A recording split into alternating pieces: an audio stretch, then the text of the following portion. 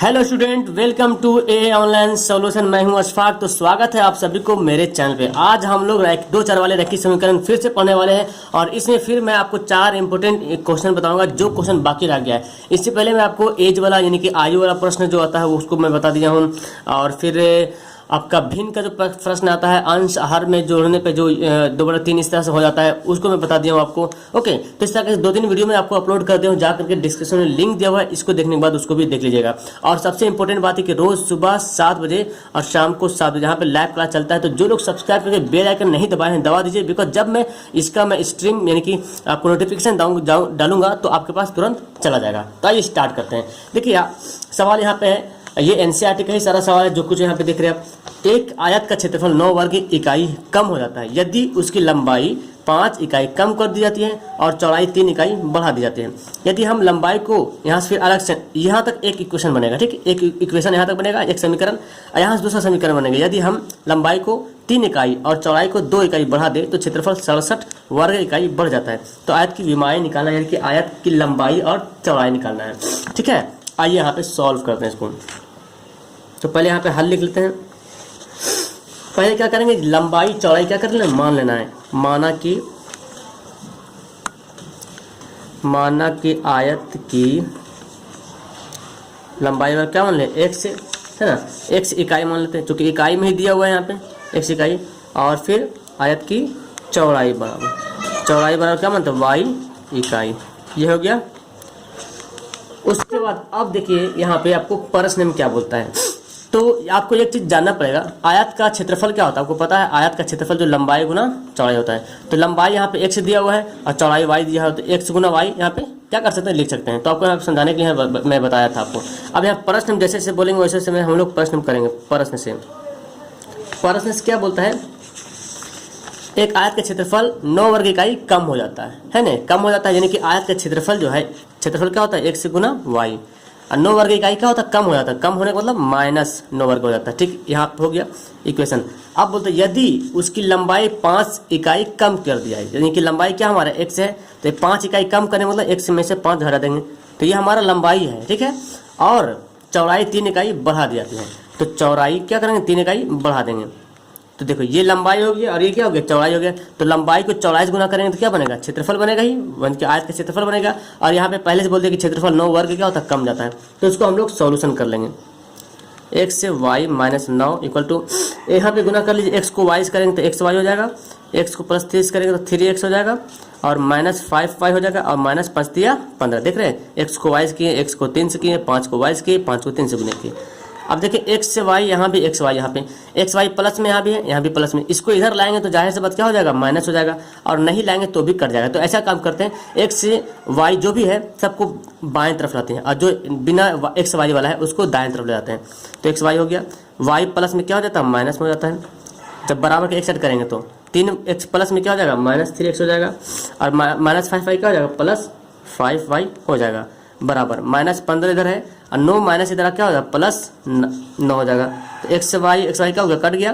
तो आप यहाँ पे देख रहे हैं -3x से +5y बराबर 15 में से 9 घटेगा तो 9 6 15 -6 है। ये हमारा समीकरण क्या हो जाता है, फर्स्ट यहाँ पे हो जाता है। समझ गए यहाँ पे, ये हमारे पहले इक्वेशन बन गया।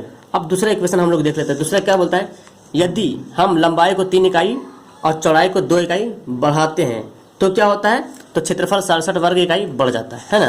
क्षेत्रफल जो है 67 इकाई बढ़ जाता है, यानी कि एक्स वाई जो क्षेत्रफल है 67 इकाई का हो गया, बढ़ गया। ये क्षेत्रफल है एक्स वाई आयत का, और 67 इकाई क्या हो गया, बढ़ गया। कब, जब हम लंबाई में 3 इकाई और चौड़ाई में 2 इकाई बढ़ाते हैं, मतलब प्लस करते हैं।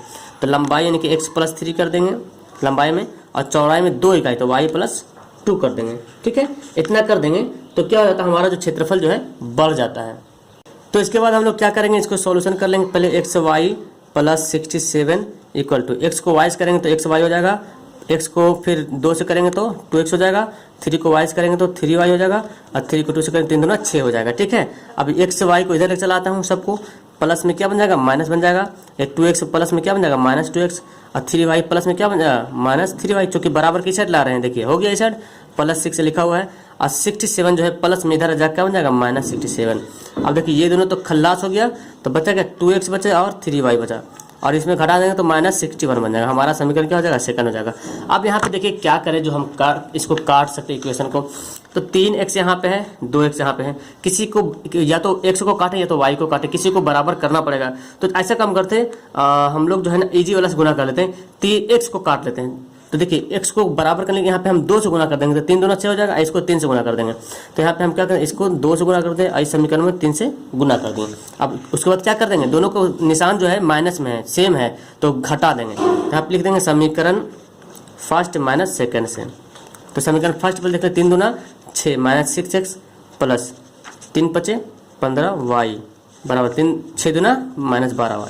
ठीक है, फिर 3 से करेंगे इसको, 3 दूना 6x माइनस है तो ऐसे रहेगा, 3 × 3 9y हो जाएगा बराबर 61 को 30 करेंगे तो 3 × 3 6 × 18 183 माइनस में।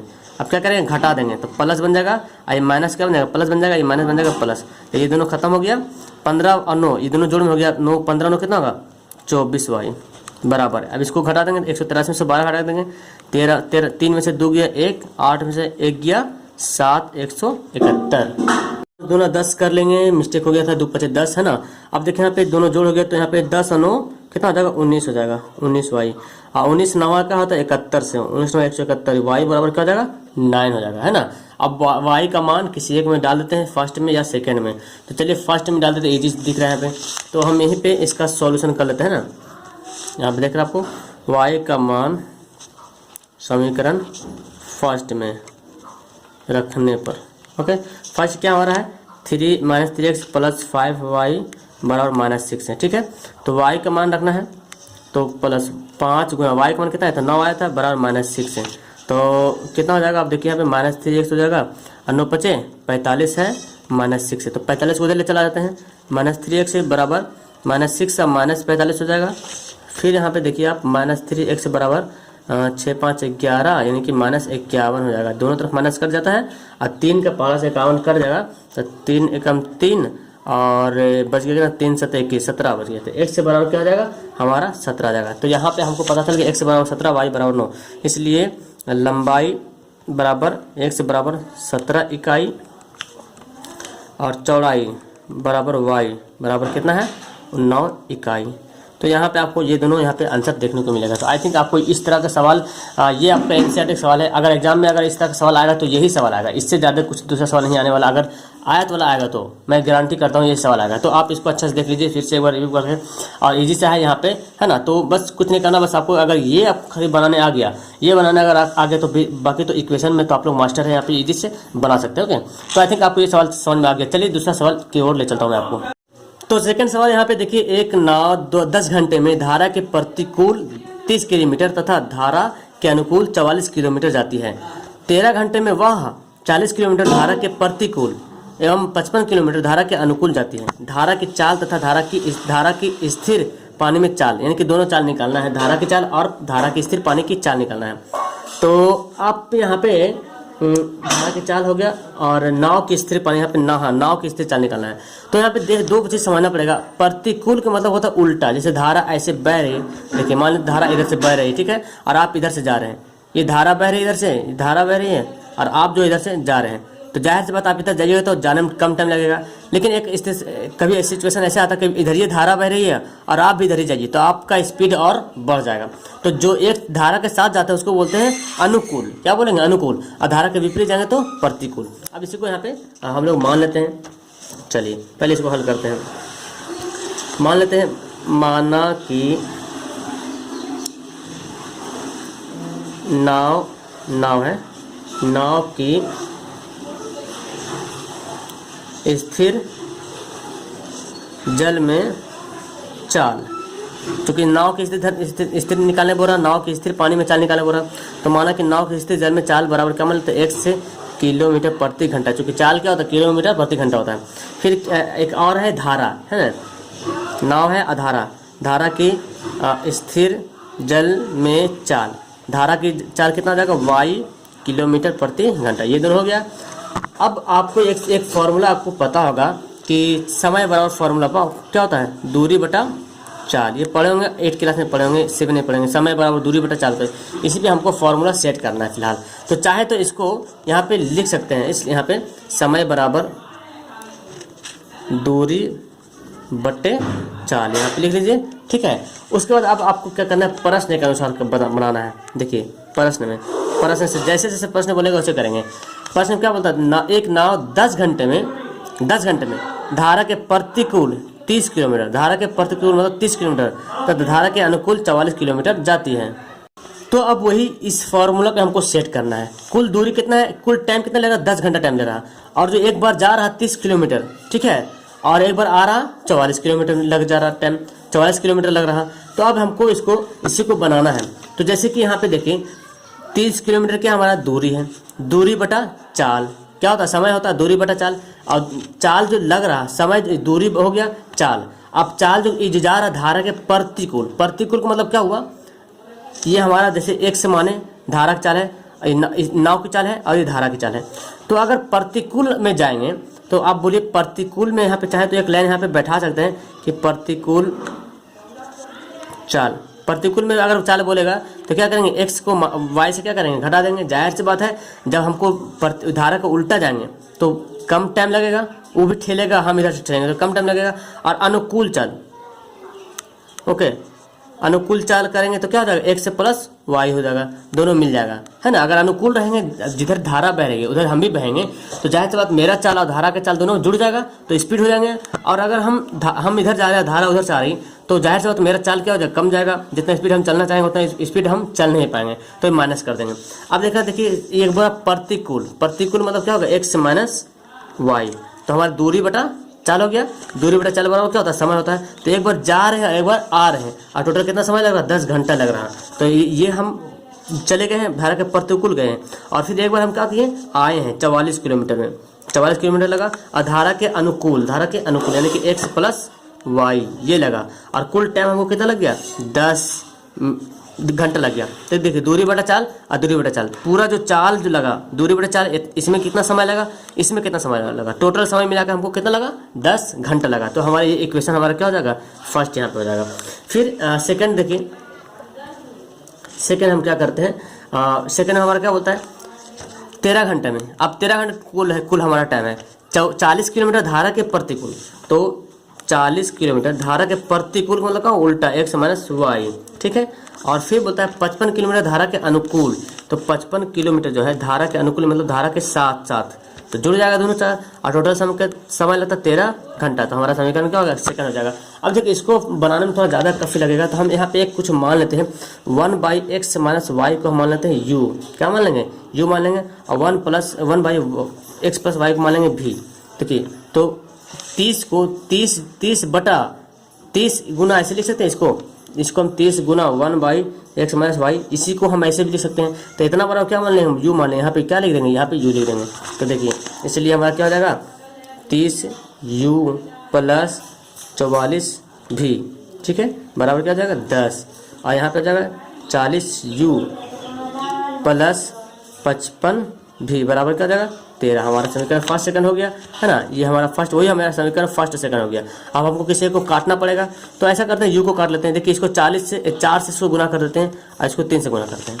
तो 4 से गुना करेंगे तो क्या हो जाएगा, 4 12 120 यू प्लस 4 को 44 से करेंगे तो 4 चौक 16 6 बचा 1 4 चौक 16 17 भी बराबर 10 चौक 40 हो गया। फिर 3 से गुना करेंगे तो 30 4 12 यू हो जाएगा प्लस 55 से गुना करेंगे तो 5 15 5 15 16 भी, और 13 क्या होगा 13 39। अब क्या करेंगे हम समीकरण को यहाँ पे घटा देंगे, है ना। तो निशान चेंज होगा, प्लस क्या बन जाएगा माइनस, प्लस बन जाएगा माइनस माइनस, ये दोनों हमारा खत्म हो गया। अब इसको घटा दिए, 6 में से 5 गया 1, 7 में से 6 गया 1, और ये इसको भी घटाइए, 10 में से 9 गया 1, और फिर यहाँ पे 3 में से 1 गया 3 से गया 2 बच जाएगा यहाँ पे। तो 13 यहाँ पे 39 हो जाएगा। तो 40 में से 39 घटा देंगे, क्या बचेगा हमारा 1 बचेगा, क्या बचेगा 1 बचेगा। अब यहाँ पे v बराबर क्या होगा 1/11 हो गया, ये v बराबर हो गया। अब v का मान क्या करेंगे, किसी एक में हम लोग रख देंगे।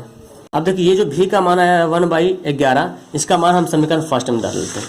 तो यहाँ पे लिखते हैं v का मान समीकरण फर्स्ट में रखने पर, फर्स्ट हमारा क्या है देखो बताते हैं, 30x minus Y plus 44x plus Y, है ना, बराबर 10।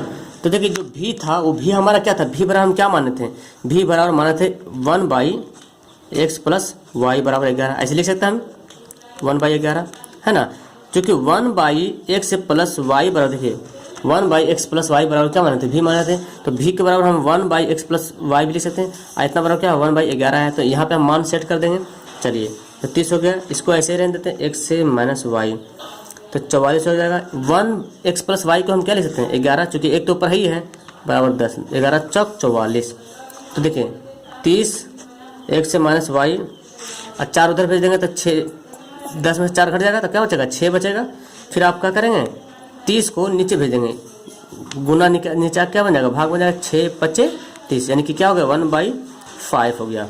ओके, तो 1x से माइनस वाई बराबर क्या माना था हम लोग, u माने थे। तो हम इसको हम ऐसे ही लिख सकते हैं, क्योंकि 30 हम यहाँ भेजे तो एक तो ऊपर रहेगा ही, तो हम यहाँ पे लिख सकते हैं 1 माइनस x से माइनस वाई बराबर 1/5, ये हो गया हमारा। अब इसको दोनों को सोल्व कर लेते हैं अच्छा से। देखिए हमारा ये आया था, इसको हम यहीं पे सोल्व करेंगे, यहीं पे सोल्व करेंगे। तो x प्लस वाई को 1 से गुना कर लेते हैं, x प्लस वाई को 1 से गुना किए, 11 1 से गुना तो 11 हो गया। ये हमारा समीकरण हो गया तीसरा, ऐसा मान लेते हैं, ठीक है। और यहीं पे हम इसको भी सोल्व कर लेंगे, x माइनस वाई को 1 से गुना करेंगे तो x माइनस वाई रहेगा। अब 5 को 1 से करेंगे तो 5 होगा, समीकरण हमारा चौथा हो जाएगा। अब फर्स्ट 3 को 4 से क्या करते हैं, कंपेयर करते हैं, यहीं पर हम आपको करके बता देते हैं। समीकरण 3 क्या कर देंगे हम, जोड़ देते हैं ना, 3 + 4 से, समीकरण 3 + 4 से। 3 हमारा क्या है, x प्लस वाई बराबर हमारा 11 है, और x से माइनस वाई बराबर 5 है। अब देखिए वाई खत्म हो गया, तो 2x बराबर 11, 5 कितना होता है 16 होता है, 2 8 16, x बराबर कितना आ गया, x का मान आ गया हमारा 8 आ गया। और x का मान यहाँ पे लिख देंगे, समीकरण किसी में रख देंगे, यही दोनों में रखना पड़ेगा, ठीक है। समीकरण 3 में रखते हैं, 3 में रखना पड़ेगा। तो x से प्लस वाई बराबर क्या था 11 था, समीकरण 3 हमारा। x का मान कितना आया था 8, यहाँ पर रख देते हैं, y बराबर 11, और y बराबर क्या हो जाएगा 11, 8 प्लस इधर जा क्या बनेगा माइनस, तो क्या बन जाएगा हमारा y बराबर 5 आ जाएगा यहाँ पे। तो अब यहाँ पे हम क्या करेंगे जी, अब हम x किसका माने थे, धारा की x हम क्या माने थे, स्थिर जल में नाव की चाल हमारा हो जाएगा x बराबर, और धारा की चाल यहाँ पे लिख सकते हैं। इसलिए यहाँ पे जगह नहीं बच रहा, आप कॉपी में नीचे लिखेंगे, ठीक है। इसलिए स्थिर जल में नाव की चाल कितना हो गया हमारा 8 किलोमीटर प्रति घंटा, और फिर धारा की चाल है ना, धारा की चाल कितना हो जाएगा 5 किलोमीटर प्रति घंटा। तो हमारे ये दोनों क्या हो जाएगा आंसर हो जाएगा। तो आई थिंक आपको ये समझ में आ गया होगा कि इसको कैसे बनाएंगे। मैंने यहाँ पे इक्वेशन यहाँ पे सुधारना है, यहाँ पे किस तरह से बना है। आइए अब तीसरा सवाल की तरफ ले चलता हूँ मैं आपको। है यहाँ पे दो संपूरक कोणों में बड़ा कोण छोटे कोण से 18 डिग्री अधिक है, उन्हें प्रतिस्थापन विधि द्वारा ज्ञात करें। ये डायरेक्ट सवाल में से लिखा रहेगा। तो पहले क्या कर लेंगे, पहले हम मानेंगे, माना कि कोण का मान लेंगे, एक तो कोण मानेंगे x डिग्री और एक तो y डिग्री। अब हमको बड़ा कोण मानना है, तो हम यहाँ पे लिख देते हैं, यहाँ पे साइड में x से बड़ा है y, यानी कि x हमारा बड़ा है, y छोटा कोण है, ठीक है। अब प्रश्न से, यहाँ पे प्रश्न जो बोलते हैं, प्रश्न से यहाँ पे हल कर लेंगे। प्रश्न क्या बोलता है, दो संपूरक कोणों में बड़ा कोण छोटे कोण से 18 डिग्री अधिक है, ठीक है, ये बोल रहा है। और हम जानते हैं कि दो संपूरक कोण का जोड़ कितना होता है 180 डिग्री होता है। संपूरक कोण का मतलब दो कोण का जोड़ 180 होना चाहिए। x से प्लस वाई हमारा क्या हो जाएगा 180। तो एक इक्वेशन तो हमारा यहाँ पे फर्स्ट निकल गया। अब तथा जो है यहाँ पे जो बोल रहा है, यहाँ पे बता देंगे, दो संपूरक कोणों में बड़ा कोण छोटे कोण से 18 डिग्री अधिक है। तो बड़ा कोण कौन है हमारा x है, ठीक है। छोटे कोण से 18 डिग्री अधिक है, यानी कि छोटा डिग्री 18 करेंगे अधिक। देखिए बड़ा कोण अधिक है छोटा से, हम यहाँ पे लिखा 18 क्यों, क्योंकि हमको बराबर करना है। ये तो पहले से 18 है ही, इसमें 18 मिला हुआ, 18 अधिक है ये। अगर हम इसको नहीं लिखेंगे, ऐसे लिखेंगे, तो ये ऐसे ही बोल रहा है कि 18 डिग्री इससे अधिक है। तो अब हमको बराबर करना समीकरण के, तो हमको इसमें जोड़ना पड़ेगा 18, तब तो बराबर होगा। अब इसको अरेंज कर लेंगे, x माइनस वाई बराबर क्या जाएगा 18, समीकरण हमारा सेकंड हो जाएगा। अब फर्स्ट को सेकंड से कर लेते हैं, हमें समीकरण फर्स्ट जोड़ सेकंड से, समीकरण फर्स्ट को सेकंड से जोड़ते हैं। x प्लस वाई बराबर क्या होता है 180 डिग्री, और x से माइनस वाई बराबर 18 डिग्री, ठीक है। यहाँ पे दोनों खत्म हो जाएगा, 2x बराबर क्या जाएगा, देखिए 8 8 1 9 198 डिग्री यहाँ पे आ गया जी। ओके, अब यहाँ पे क्या कर लेंगे, 2 से काट लेते हैं, 2 9 18, 2 9 18। तो यहाँ पे 1 से बराबर क्या 99 है, लेकिन यहाँ पे सवाल में बोला प्रतिस्थापन विधि से, तो हमको इस विधि से नहीं बनाना पड़ेगा, ठीक है। इसको हम यहाँ पे साइड कर लेते हैं, इस विधि से नहीं बनाएंगे, हम बनाएंगे प्रतिस्थापन विधि से। प्रतिस्थापन विधि में क्या करेंगे जी, ये जो x का जो वैल्यू है ना, इसको हम इसमें डाल देंगे, बस इसको इसमें डाल देंगे।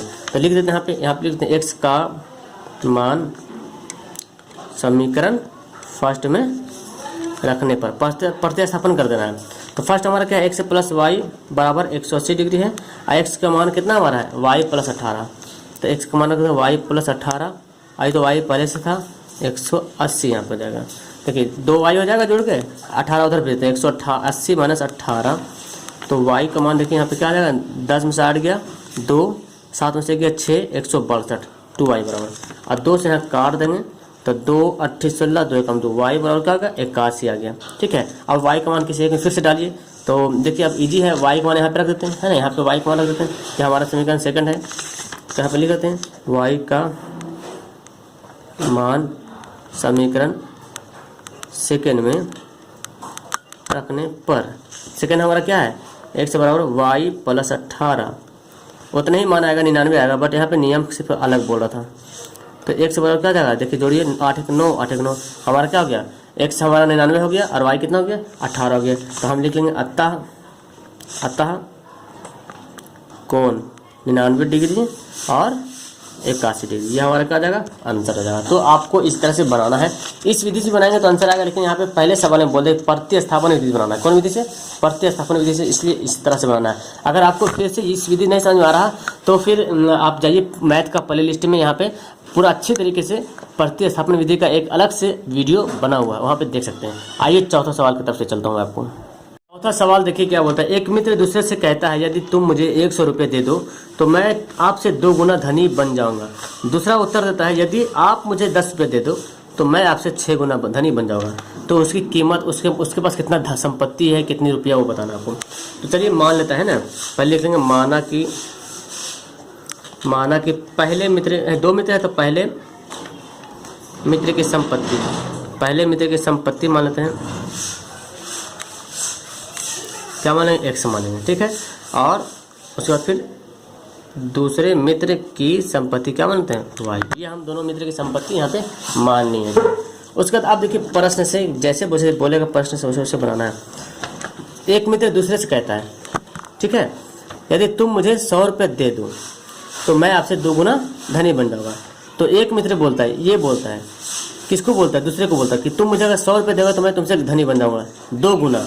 तो दूसरा जो मित्र है, मान लीजिए उसके पास वाई रुपया तो है, तो अगर ई दे देगा उसको 100 रुपया तो क्या हो जाएगा, 100 रुपये निकल जाएगा इसके पैकेट से।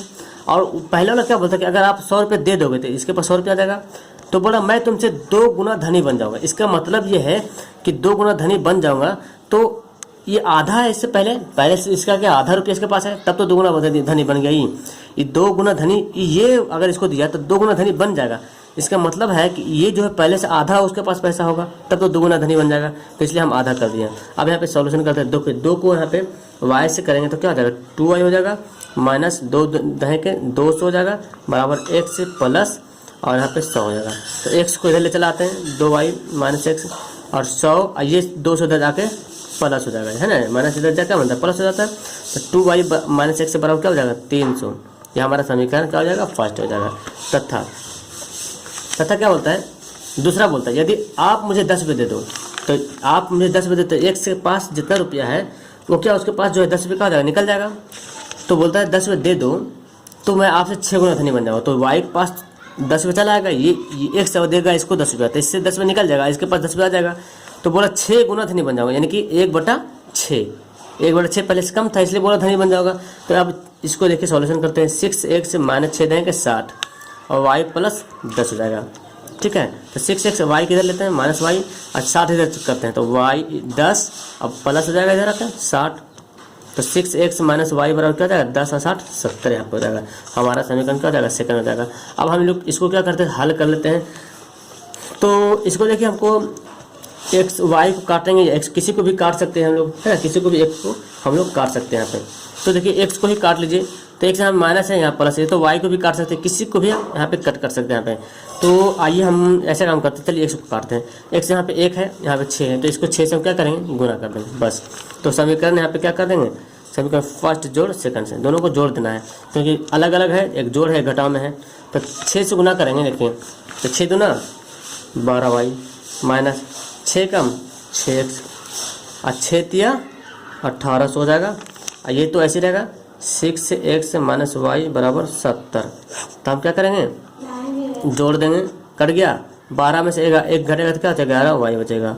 अब इसको जोड़ते हैं 0 7 8 1, 11 से देखते हैं काट के 11 से करता है कि नहीं, 11 से कट जाएगा, 11 1 कम 11 77 बचेगा, 77 0, यानी कि वाई का मान कितना है 1/170 वाई का मान।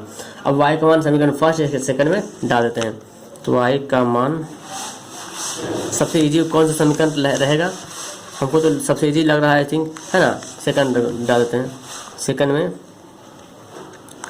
रखने पर तो सेकंड का मान कितना है 6x माइनस वाई बराबर 70 है, तो वाई का मान 170 है, 170 यहाँ पे देते हैं, तो 6x बराबर क्या हो जाएगा 70 है। अब माइनस इधर आके प्लस बन जाएगा, देखिए तो 6x बराबर क्या बन जाएगा, जोड़ दीजिए 0 7 से 14 से बचाएगा 240, अच्छे से करेगा 6 चौक 24, तो x बराबर क्या गया 40 आ गया, इसलिए x बराबर 40 और y बराबर क्या हो गया 170। तो ये दोनों के पास, पहले के पास 40 रुपया है और दूसरे के पास क्या है 170 रुपया है। तो आई थिंक आपको ये सवाल भी समझ में आ गया हो, ये सारा सवाल एनसीईआरटी का है, तो इसको एक बार पढ़ना बहुत जरूरी है और हो सके तो कॉपी पर नोट भी कर लीजिए। चलिए मिलता हूँ मैं आपको नेक्स्ट वीडियो में। मजा आया वीडियो तो लाइक करना और नए हैं तो जल्दी से सब्सक्राइब करके बेल आइकन दबा दीजिए। Okay, that's all, thank you everyone.